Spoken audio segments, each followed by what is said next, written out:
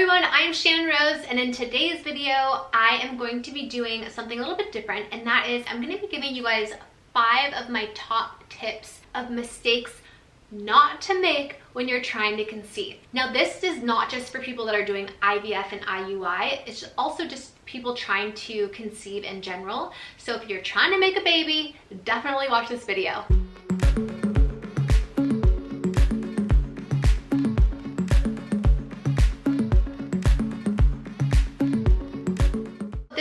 Is a collab video with my friend Lauren Stewart. She recently started a YouTube channel and she is amazing. You guys are gonna love her. She's super sweet and kind. She has 3 adorable children. They are her IUI miracle babies, and so her and I share that commonality that we both did fertility treatments. She had her babies through IUI and I had Snow through IVF, and we're doing another IVF cycle right now to give Snow a sibling. And so we thought it would be cool, since we do have quite a few subscribers that are trying to get pregnant and are also going through fertility treatments. If you are coming over here from Lauren's channel, hello, welcome. We would love for you to be a part of the Rose fam. If you want to see more crazy fun videos, be sure to subscribe. Also, you can follow me on Instagram at Channon Rose. Also, a huge shout out and thank you to all my patrons. Without you guys, I would not be able to make these videos, so thank you so much. Her and I wanted to team up together to try to give you guys some of our best advice that we've learned along the way. So she's going to be doing a video on her top 5 tips for increasing your chances of getting pregnant,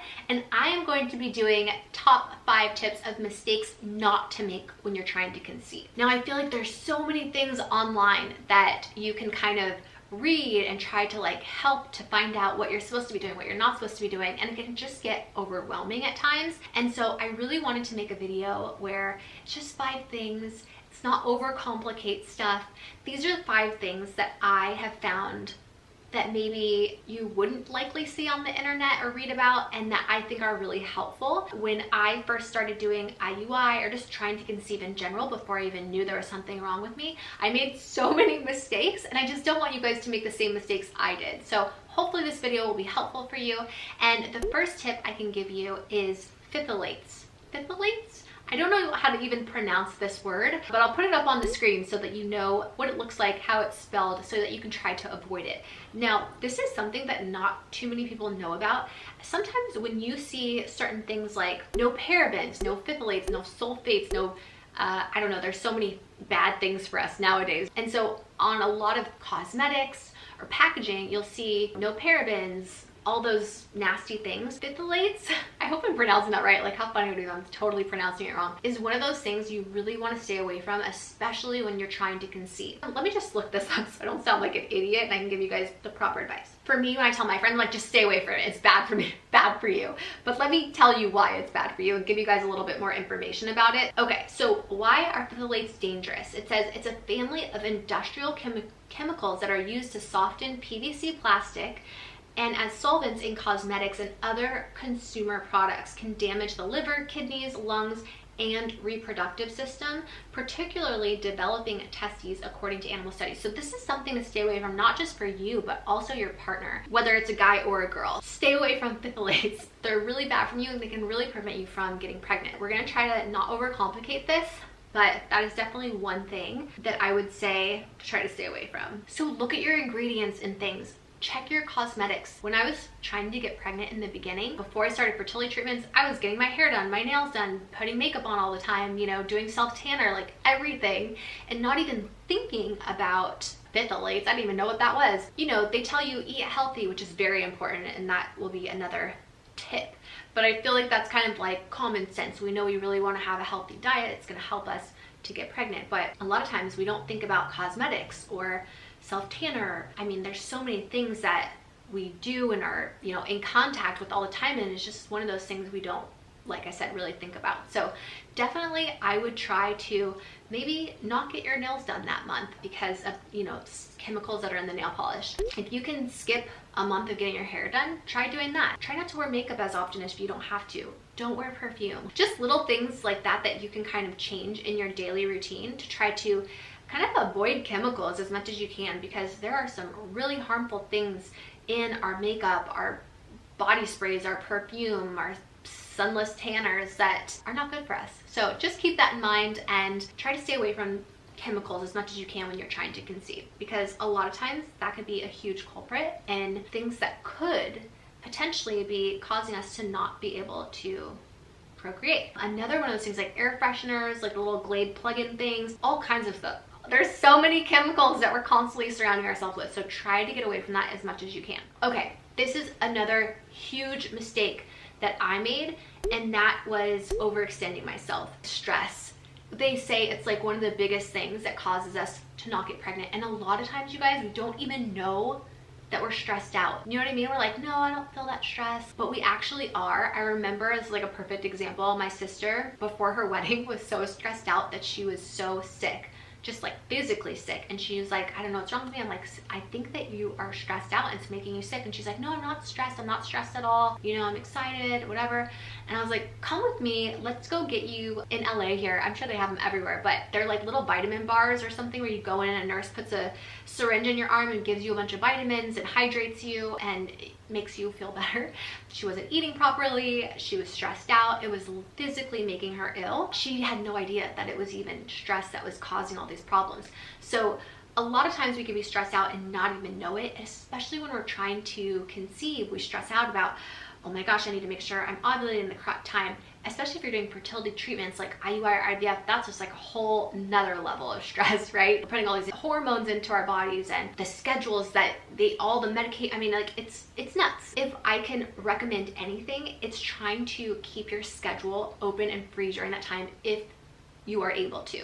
So if your friends are having a girls trip, or you want to plan a family vacation, or you are making plans with your friends, do your best to try to eliminate as much as you can. Don't plan stuff during that time if you can. You know, obviously if for work you have to travel and do all these things, that's different.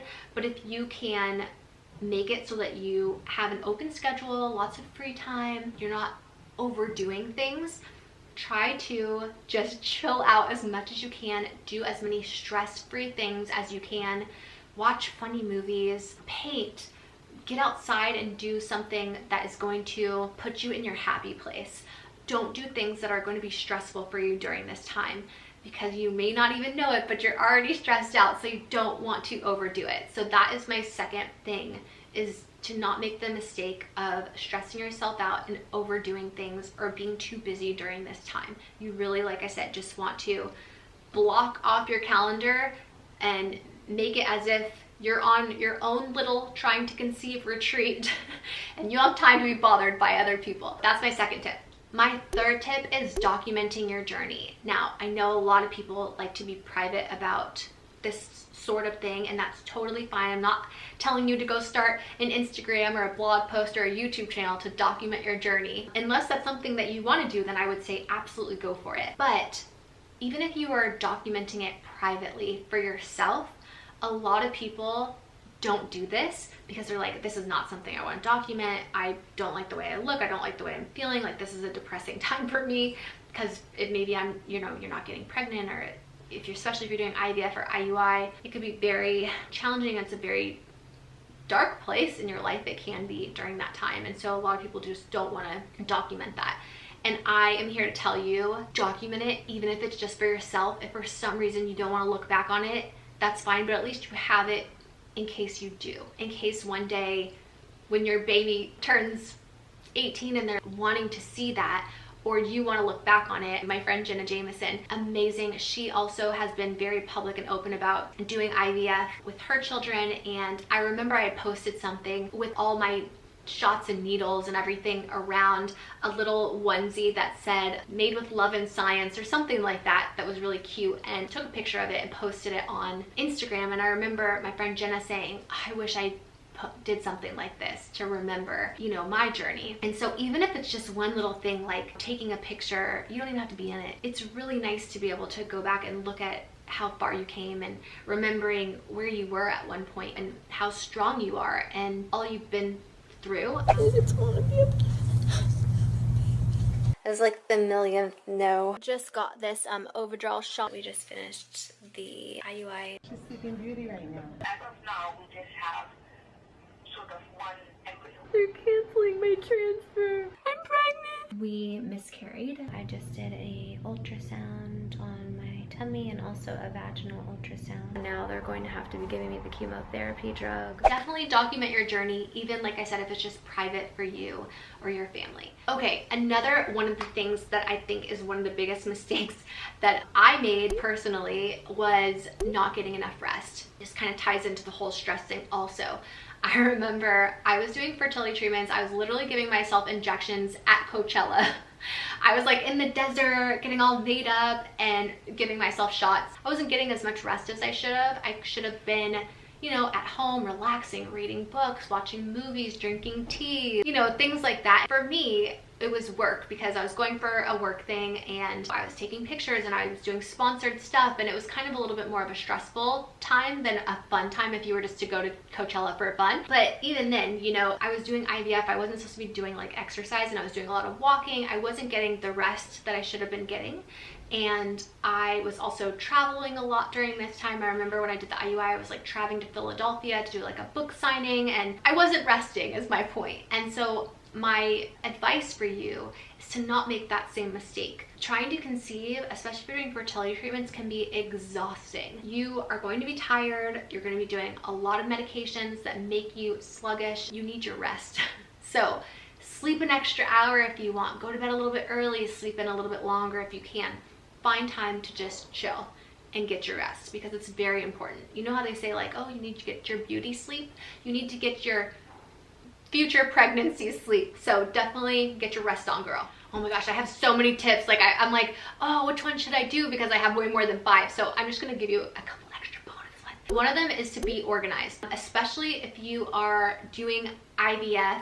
You're gonna have a lot of medications. It can be very overwhelming. You don't wanna run out of shots or not have your proper medication. A lot of it has to be refrigerated. So my biggest tip is to try to stay as organized as possible. Most fertility clinics will give you a piece of paper that tell you like what your schedule is and what medications, because there are so many and it's hard to remember. So make sure you have that piece of paper, make a copy of it, put one in your purse, in your car, at home, so that you always have it wherever you are and you don't forget it, and you don't forget what medication you're supposed to be taking. Because I made this mistake, especially when I was like traveling a bunch.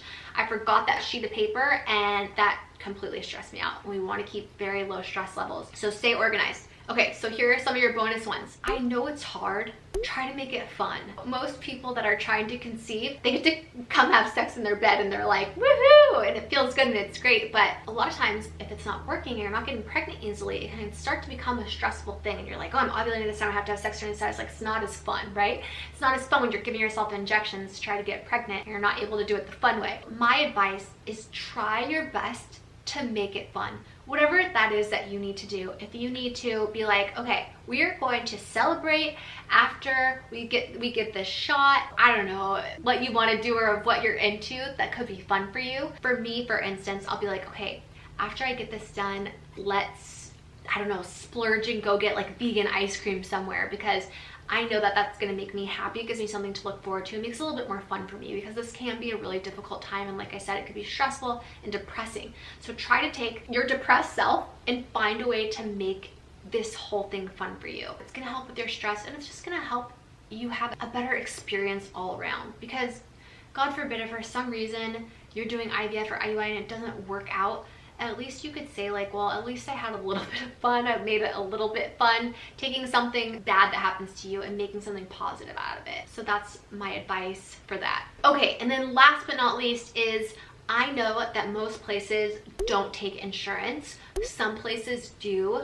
I would always not just check to make sure that they don't take your insurance. I know for me, I have to pay everything out of pocket, lucky me, but don't worry, it's the best money I will have ever spent once I have that little beautiful baby in my arms. And this is obviously for people that are doing fertility treatments, but even if there's things like you have to get your blood drawn for something, ask if you can do it at a lab and see if the lab will take your insurance. That way you are able to save money. This is extremely expensive to do fertility treatments.